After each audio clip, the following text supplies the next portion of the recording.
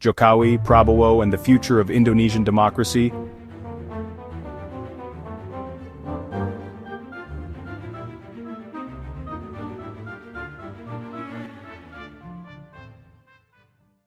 Indonesian politics is never without color. From one period to another, there is always a figure who captures attention, either for being seen as a bearer of hope or for leaving behind disappointment. Over the past decade, the name Joko Widodo, or Jokowi, has been at the center of nearly every political conversation. He emerged as a simple figure, seemingly born from ordinary people, rising to power in a way that looked different from the old guard of politicians.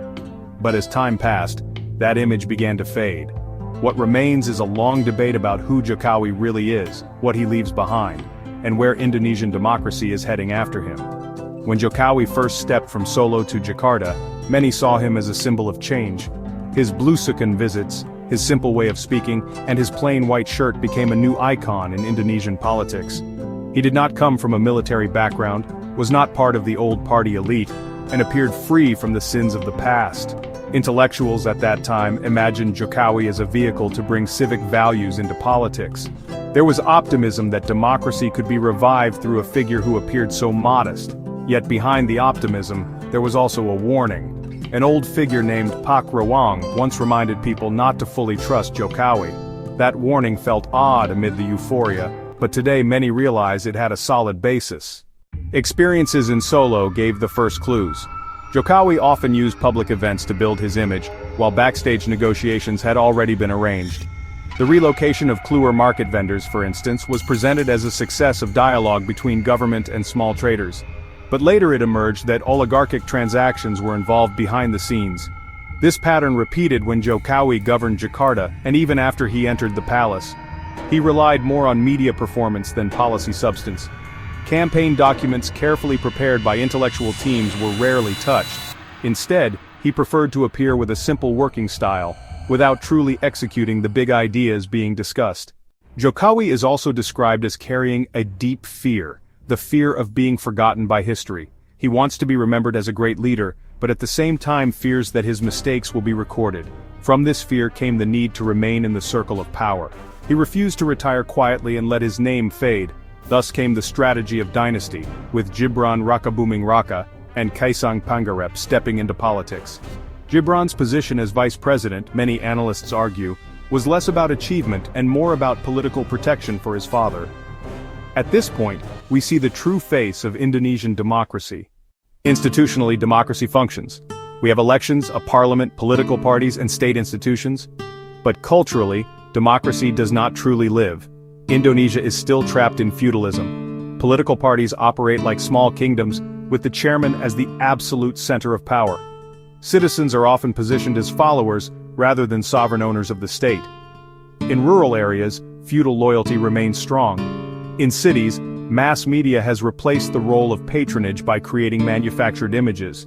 Politics, which should be an arena for the distribution of justice as Plato and Aristotle once taught, has turned into an arena of transactions. Popular sovereignty, which should never be revoked, is traded for money, promises, or mere appearances. Democracy exists on paper but has never really taken root. Populism has become the most effective tool. Jokowi practices populism without ideology. He talks about ordinary people, but real policies often favor oligarchs. This populism is further reinforced by media that polishes Jokowi's image, rather than scrutinizing him. Instead of acting critically, much of the media became part of the image-making machine. As a result, the public often sees Jokowi as a simple leader who cares for the people, when behind the curtain he was preparing a political dynasty. This is where Prabowo Subianto's role becomes interesting. Once Jokowi's fierce rival, having lost 2 presidential elections before joining the cabinet, he is now Jokowi's successor.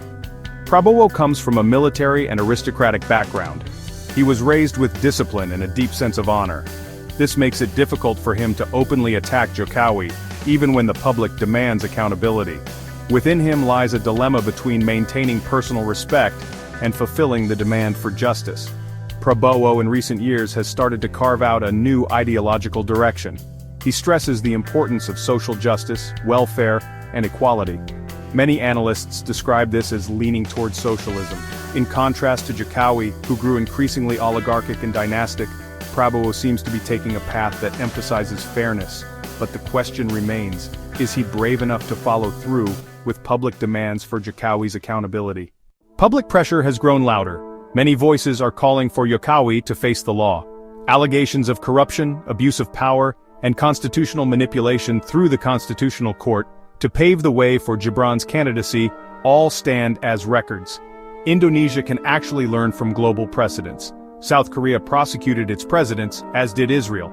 If Indonesia dares to do the same, it could become an important milestone in strengthening democracy.